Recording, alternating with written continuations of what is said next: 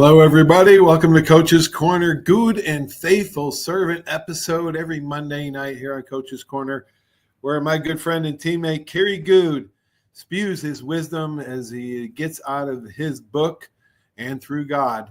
Goode and Faithful Servant. That's right. So we deep dive into his book every week. He breaks up his chapters into days, I think around 196 days. And I think we're on day 91. So we're working our way. We take one or two chapters every week. As you know, Kerry has ALS, Lou Gehrig's disease.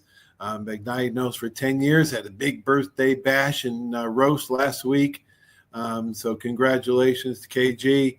I thank you for doing the show. He's full of wisdom. Share the show. It's if you're into faith, family, and football, you can learn a lot from these shows on Monday night. We are into day 91, and thank God for technology as Kerry thinks his words into the computer and actually spits it out in his voice. So we're thankful for AI technology for doing that for our show. And let's get into it. Day 91, Kerry titles it Looking Back. These are all in Kerry's words. I just asked the questions. I learned a valuable lesson the other day looking back at memories and events that happened on this day previously. As I saw things I've done over the years, most of which I can no longer do, I became depressed and tears started to flow beyond my control. Looking back can make you smile, but it also can make you cry. Just ask anyone who has lost a loved one. Sometimes those memories are hard to relive. After a couple hours, I realized tears are words that the heart can't express. They are the silent language of grief. Tears are the safety valve of the heart when too much pressure is laid on it. When you look back on the times you laughed and you will cry, you also look back on the times you cried and you will laugh. Do not look back and grieve over the past, for it is gone. And do not be anxious about the future, for it has not yet come. Live in the present and make it so beautiful that it'll be worth remembering. Enjoy the little things. One day you'll look back and realize those were the big things. Philippians 3:13 says, quote, brothers, I do not consider that I have made it my own, but one thing I do know, forget what lies behind and strain forward to what lies ahead, unquote. So it's in the Bible. Kerry spews his wisdom from life and football and learning and his affliction with ALS, and he has turned it into a positive. He and his buddy Gary, who we'll talk about in a second. All right, so my first question, Kerry, tears are the silent language of grief. Tears are the words that the heart can't express. Tears are the safety valve when there's too much pressure. Man, I never thought of it that way. I think it's good to cry and release that tension. Have you ever known, Kerry, people that rarely cry? Does that concern you? Throw up any red flags at all? Hello and welcome everyone to the show where honesty walks in the room and healing is not just a possibility, it's a promise. Let's start here. Crying is a God-given response. It's not weakness. It is not shame. It's the body and soul agreeing that a release is necessary. And when we suppress tears, we invite a pressure cooker moment, a silent buildup of pain that will eventually demand to be heard in ways we may not expect or feel prepared for. There's truth in what was shared. Tears are the silent language of grief. They are words the heart can't express. They're the safety valve when the pressure becomes too much. That kind of wisdom does not just speak, it sings. You do not always need an audience for your tears. They can fall in private, on pillows, in prayer, or even during the quiet of a drive home. But do not mistake silence for strength. Emotional restraint is not the same as resilience. Now, when we meet people who never cry, we should not be quick to judge. Some learned to wear armor early in life. Some were taught that vulnerability was dangerous. But yes, when someone seems closed off to all emotion, that can be a signal. Not necessarily a red flag, but certainly a place that needs gentleness and grace. Sometimes they're carrying grief that hasn't been given permission to flow. If you're listening to this and you've been holding back, I want you to know that letting those tears come is holy. It's cleansing, and it's courageous. You're not losing control. You're taking a step toward healing. Let it out. Let it rise. and let it remind you your heart is still beating. You're still here. You're still capable of love, of hope, of restoration. Wow. Holy cow. Kerry talked a lot about a lot of things in that short segment. When we suppress tears, we invite the pressure cooking moments that we might regret. Crying is a God-given response. It's okay to cry. It's not a weakness. Kerry actually calls it courageous. And some were taught that vulnerability was dangerous, so few tears come from that person. Kerry offers grace right away instead of any kind of label put on him so a lot of wisdom just in that chapter. Just in that, we're still on chapter 91, and I actually got another question for Kerry in this chapter.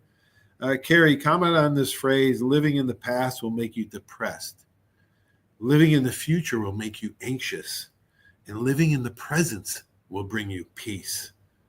Talk a little bit about that theme, Kerry. My point of view, after all life has taught me, say that phrase carries real weight. Living in the past, especially with ALS in the picture, can pull you into a place of what was and what could have been, and that road's heavy, paved with memories that don't always offer comfort. I've learned that honoring the past does not mean staying stuck in it. It's okay to look back, just don't unpack and live there. Living in the future can be equally draining. When you have a diagnosis that people label as terminal, it's easy to get caught up in questions, timelines, and fears that haven't happened yet. That kind of thinking is fuel, it's friction. But living in the present, that's where I've found my peace. Right here, right now, my wife and I still make travel plans. We still set goals. I journal the good, the bad, and the downright ugly. And every entry is proof that I'm living, not just surviving. The present is a gift. It's where joy happens. It's where love still grows. The illness may have changed my body, but it has not changed my purpose. And if I stay present, I don't miss the beauty and the breath I still have. Wow. Thinking about the future is not fuel. Oh my gosh, it's friction, I think you said. Wow. Think about that. Honoring your past doesn't mean staying stuck in it. It's okay to look back, just don't unpack and live there. I like the way you put that. Living in the present's a gift where love still grows and joy happens. That's why you got to live in the present. Forget about the past and the future's not here yet. Why worry about it? Leave it in God's hands. He's got everything under control. You can't control everything. What do you think of your AI multiplied with human emotions? No. There's always somebody smarter, stronger, bigger, faster. You're no better, no worse than anybody else. But man, let go of that. Let go of the past. It's gone. It's history. There's nothing you can do about it. Okay. All right. So let's go on to day 94. And Kerry titles this one, Make Today Your Best Day. For the majority of you, your joy and happiness are predicated on the things and life events that happen to you every day. Gary Godfrey, a friend and fellow ALS warrior who has taken on the mantra, make today your best day, unquote. Gary's mantra starts with the word make, which means to form something by putting the parts together, combining substances, construct, or create. Because he understands that things just don't transpire because you wake up in the morning. You have to make them happen. Have you ever had a day where nothing went wrong, nothing bad happened? I would venture to say that rarely happens. By eliminating the phrases, I can't, I don't, I'm not, you will be on your way to putting the parts together that make it a great day. It's a mind over matter thing. With the right mind, the situation doesn't matter. Wow, let's dive into those couple chapters. Okay, my question for Kerry. KJ, we used to say it all the time in football, mind over matter. Get your mind right no matter what's going to happen on the field or what conditions or what happens. It is the same for living life's games. Talk about Bible verse that carry this theme, be content in any situation. Let's hear you on this one, Kerry.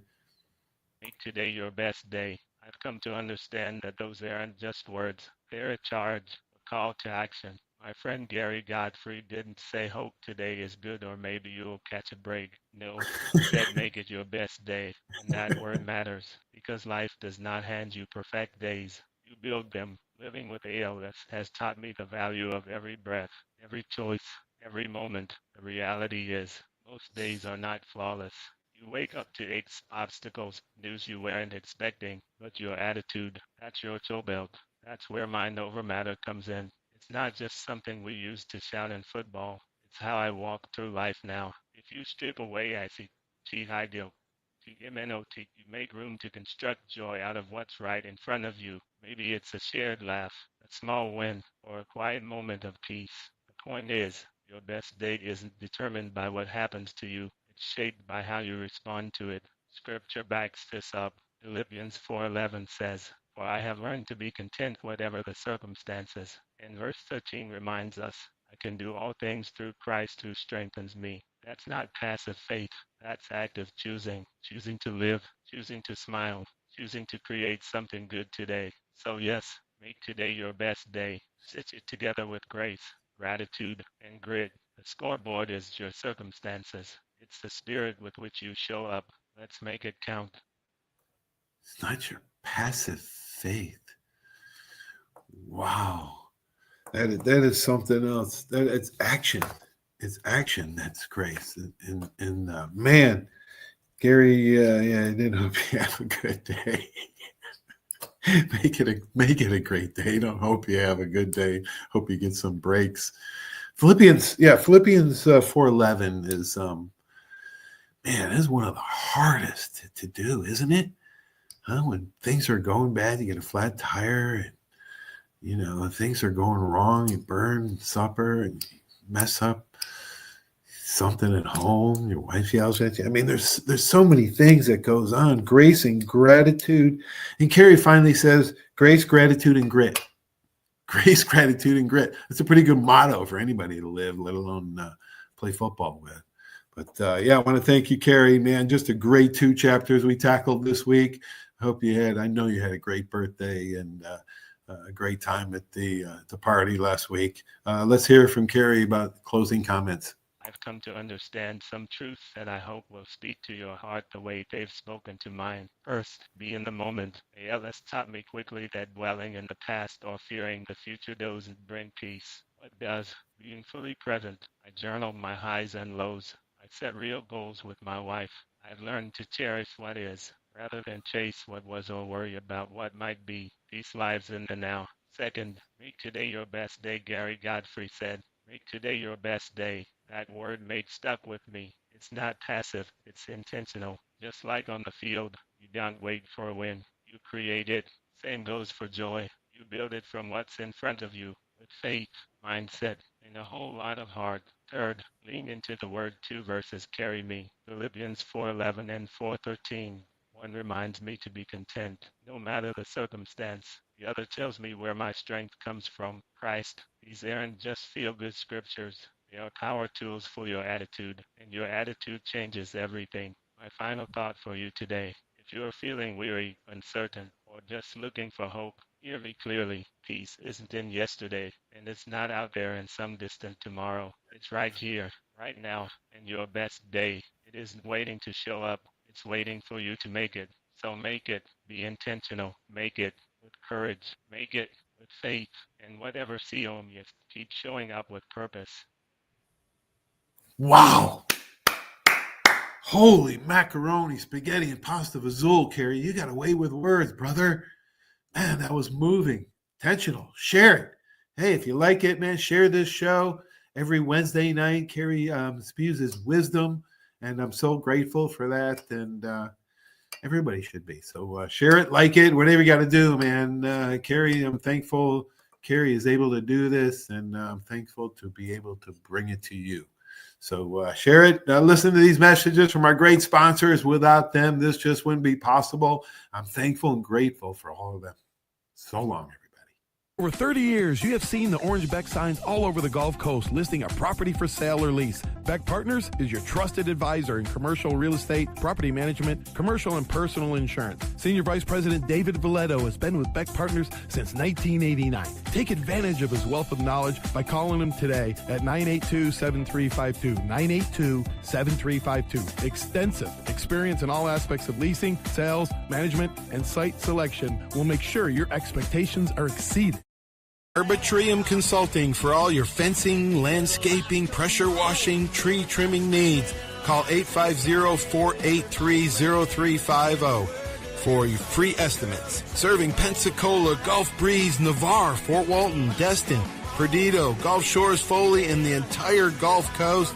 Arbitrium Consulting is owner-operated, fully licensed and insured.